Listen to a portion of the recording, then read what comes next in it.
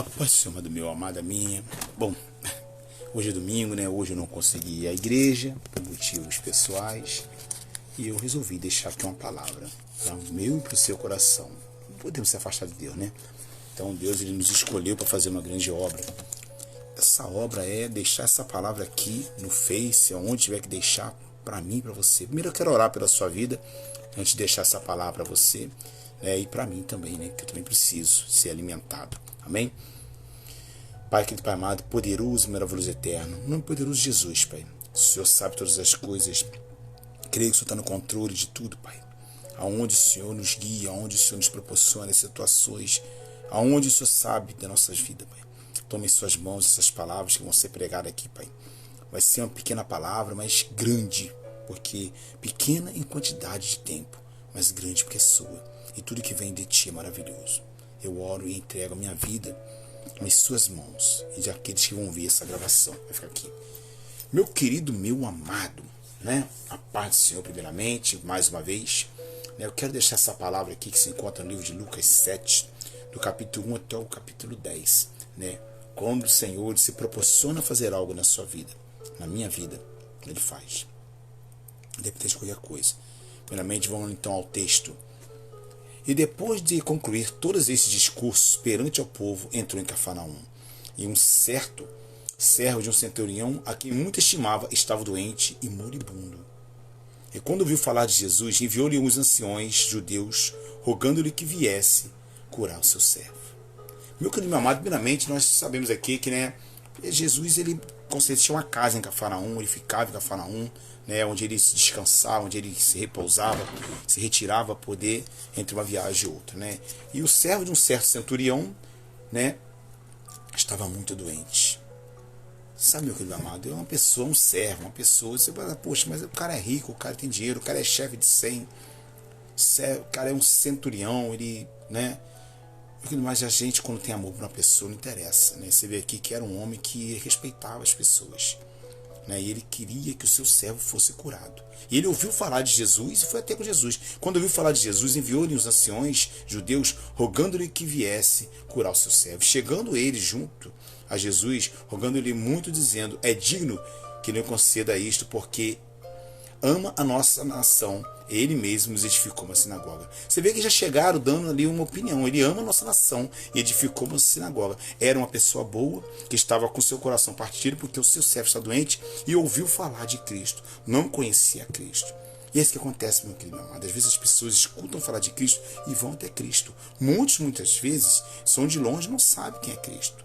Muitos falam que conhecem Deus, mas não conhecem Deus. Naquela situação ali, ele ouviu falar. Mas o mais interessante é que ali você vai ver que existem certas situações. Ele mandou uns homens a chegar até Cristo, ele mesmo não foi. Mandou homens judeus para que se compadecesse daquela situação. Voltamos, né? Deu uma paradinha aqui no vídeo. Então, porque ele se compadecesse daquela situação, ele mandou os judeus lá. A internet deu uma caidinha. Então, chegando eles juntos, chegaram rogando muito, né, dizendo: é digno que nos conceda isto. É digno que lhe conceda isso, porque ele ama a nossa nação e ele mesmo edificou uma sinagoga.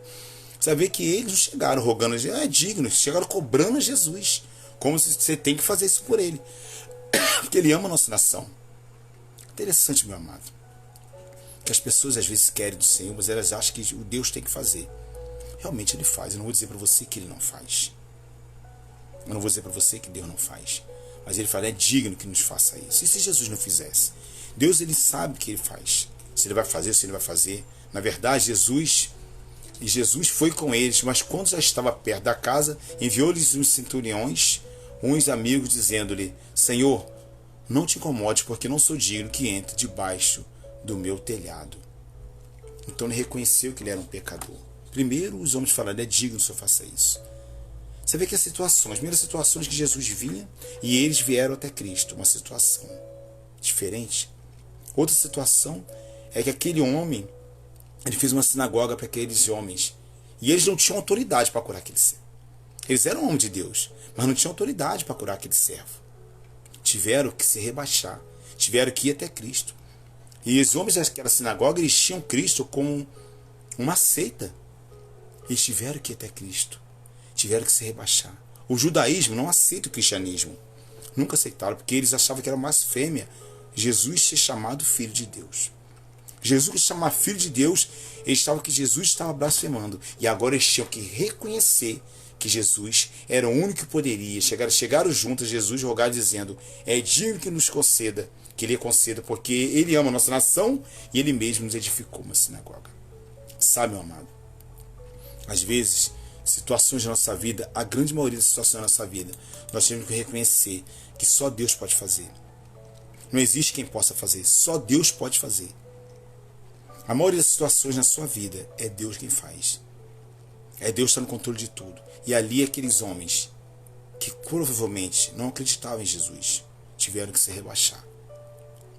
O judaísmo não aceitava Jesus. Até hoje, o judaísmo não aceita o cristianismo. Os judeus não aceitam. Porque ama a nossa causa e ele mesmo nos edificou uma sinagoga. E foi Jesus com ele, mas quando já estava perto da casa, enviou-lhe um centurião dizendo: Senhor, não te incomode, porque eu não sou digno que entre debaixo do meu telhado, porque isso nem ainda me julguei digno de ter contigo a dizer, porém, uma palavra e meu servo sarará. Mas interessante ainda, meu querido amado, que ele não se julgou digno, ele se achava um pecador. Ele não se julgou digno de aparecer na presença de Jesus. Se ele conhecesse Jesus, ele ia saber que Jesus veio para salvar os cativos do cativeiro, que Jesus veio para os pecadores, que Jesus veio para resgatar as almas perdidas, não só de Israel, mas de todo o povo. Mas ele não conhecia Cristo. Ele ouviu falar de Jesus. Eu também, na época, eu ouvia falar de Deus. Eu não acreditava em Deus. Achava que Deus não poderia resolver minha situação. Mas resolveu. Quando você aceita Jesus na sua vida, você sofre uma metanoia. Metanoia é um fenômeno que dá na tua mente. Deus, ele ocupa o seu cérebro, uma área do seu cérebro, e você tem uma mudança de atitude, uma mudança de pensamento. Você se torna uma pessoa que você não tem prazer no pecado. Embora você ainda seja um pecador, não quer dizer que você vai deixar de ser pecador. Muitos acham que vai deitar na água, vai nascer uma nova criatura, essa criatura não peca. Não é bem isso, meu amado. Não é isso que a palavra diz. Essa metanoia, você até erra, mas você não sente prazer no pecado. É diferente. Né? E esse homem, ele reconheceu que não era digno de Jesus entrar debaixo do seu teto. Se ele soubesse quem era Jesus, meu querido meu amado, ele está aí. E aonde você clamar, ele vai estar contigo. Seja você quem for. Você pode ter feito o que você tiver feito. Você pode ter os piores erros da sua vida. E na hora que você pedir perdão e você clamar, ele está do seu lado. Na hora que você reconhecer que você é um pecador, como nós reconhecemos, todos nós somos, ele está do seu lado. O importante é nós reconhecermos. O médico não vem para curar aqueles que são sãos. O próprio Jesus fala. Ele veio para curar os doentes. E Jesus veio para curar os doentes. E quem não é doente? E quem não peca? Quem é aquele realmente que não tem a sua vida um pecado? Meu querido meu amado, atire a primeira pedra. Aquele que não tiver pecado. Todos nós somos pecadores. Eu acho engraçado quando os crentes, eu também sou crente, eles falam, porque o pecador... Não, meu querido meu amado, que o pecador? Nós somos pecadores. Todos nós somos pecadores. A diferença daquele que aceita Jesus é que aquele que aceita Jesus, ele quer mudança de vida. Ele quer deixar de pecar. Não vai conseguir, é claro. Vai continuar pecando enquanto estiver aqui. Mas enquanto estiver se esforçando, vai herdar a vida eterna. E Jesus fala assim, por isso, nem ainda me julguei digno de ir ter contigo. Porém, uma palavra, diga uma palavra, e meu servo será curado. Interessante, Jesus ele fala, isso aí que se chama fé. A fé. A fé é desconhecido.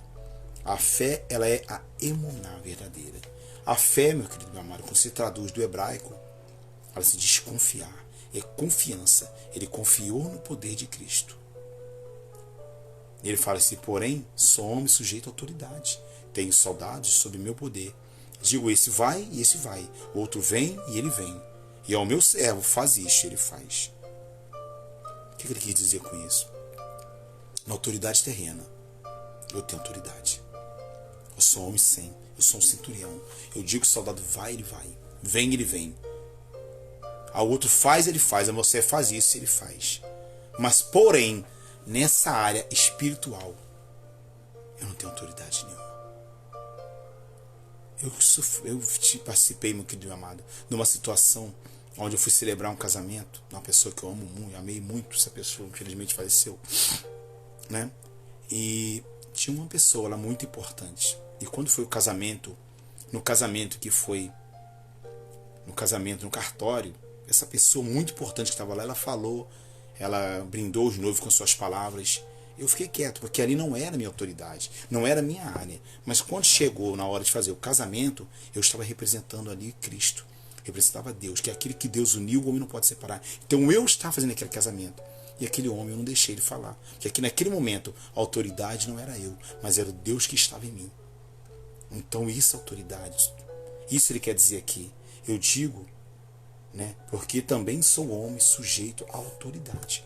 Ao mesmo tempo que ele tinha autoridade, ele também tinha que respeitar as autoridades. Eu tenho saudade sobre o meu poder. Digo, este vai, e ele vai. A outro vem, e ele vem. O meu servo faz isso, e ele faz. Mas, porém, que ele quer dizer, nessa área espiritual, nem eu e nem esse centurião, nem esses homens que foram a ter contigo da sinagoga, nem esses homens não têm autoridade nenhuma. Só o Senhor tem autoridade sobre essa doença. Só o Senhor pode curar. E é isso que eu quero dizer para você, meu querido meu amado. Aonde você pode colocar a sua mão, você vai colocar. Aonde você alcançar a sua mão, você vai colocar. Aonde a força do seu braço puder virar, vai virar.